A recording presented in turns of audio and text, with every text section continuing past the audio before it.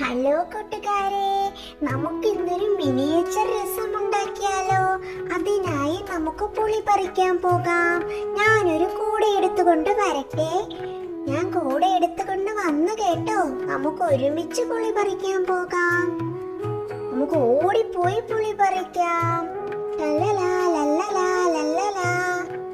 അയ്യോ അമ്മേ, ഞാൻ വീണു.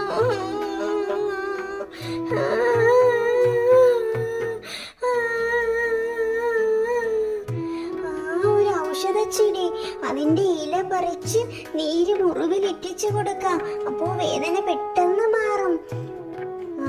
ഇലയുടെ നീരിറ്റിച്ചു കൊടുത്തു.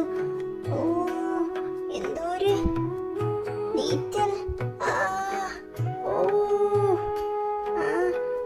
നല്ല ആശ്വാസം കിട്ടുമായിരിക്കും. അമ്മ അപ്പോഴേ പറഞ്ഞതാ ഓടല്ലേന്ന്.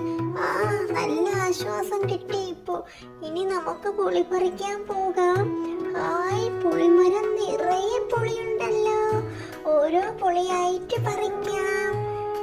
നിറയെ പുളി നിൽക്കുന്നു. കണ്ടപ്പോ തന്നെ വായിൽ പുളിപ്പ് വരുന്നു. ഒന്ന് കടിച്ചു നോക്കട്ടെ. ഓ, എന്തൊരു പുളിപ്പ്.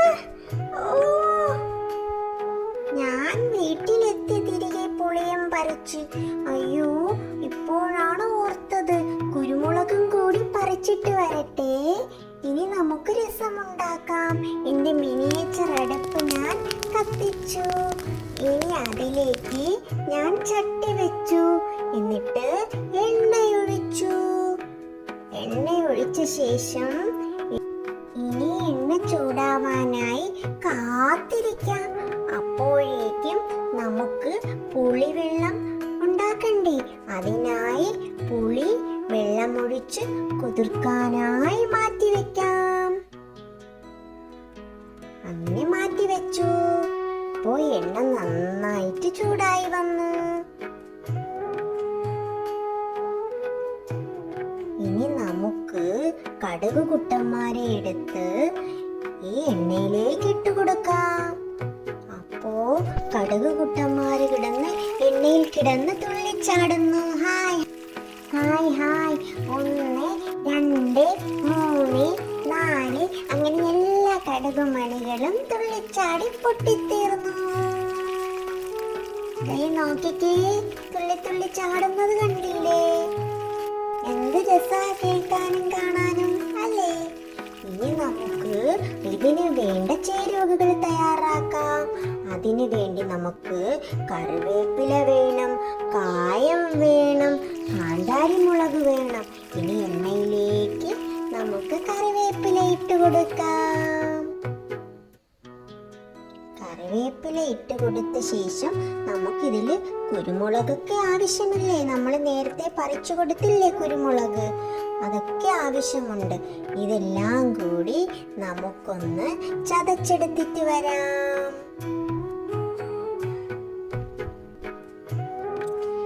ചെറിയ ഉള്ളിയും വെളുത്തുള്ളിയും വേണം.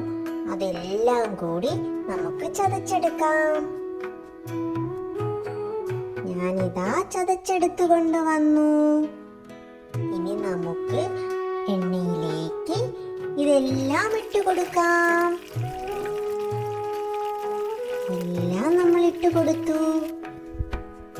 അതിനുശേഷം നന്നായി മിക്സ് ചെയ്ത് കൊടുത്തു.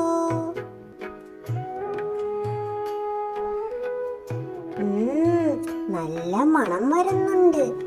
ഇനി നമുക്ക് കായമിടണ്ടേ? അതിലേക്ക് നമുക്ക് കായമിടാം.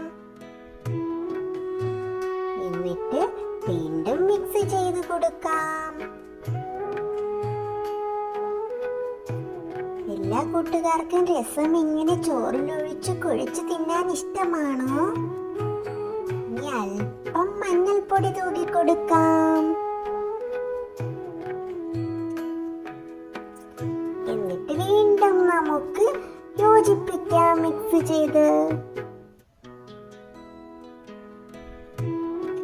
ഇനി നമ്മൾ നേരത്തെ തയ്യാറാക്കിയ പുളിവെള്ളമില്ലേ, അത് നമുക്ക് ഇതിലേക്ക് ഒഴിച്ചു കൊടുക്കാം. അപ്പോ നമ്മുടെ രസം ഇവിടെ റെഡിയായില്ല.